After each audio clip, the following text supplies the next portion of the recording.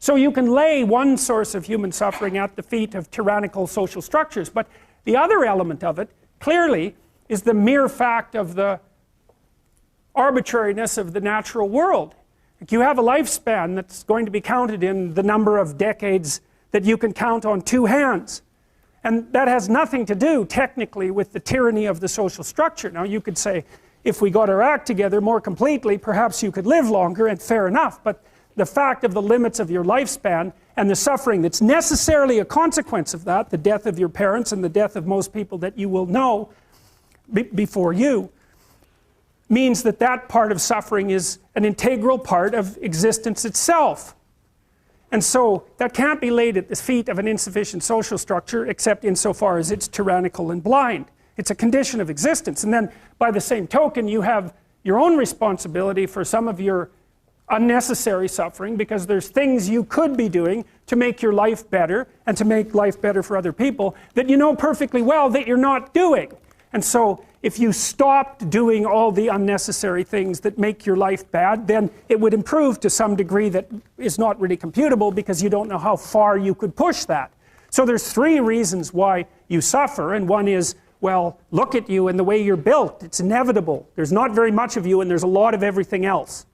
And so you just don't last that long, and you're fragile across multiple domains, and then you're harshly treated by society, and there's no doubt about that. And then there's responsibility that can be laid at your own feet.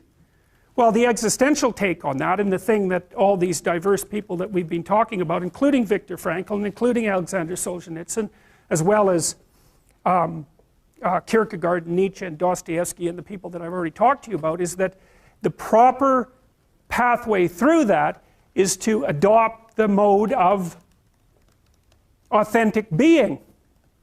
And that is something like refusing to participate in the lie, in deception and the lie, to orient your speech as much as you can towards the truth, and to take responsibility for your own life, and perhaps also for the lives of other people.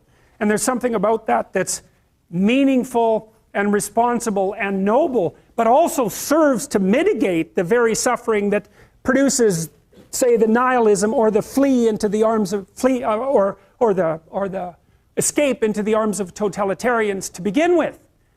You need something to shelter you against your own vulnerability.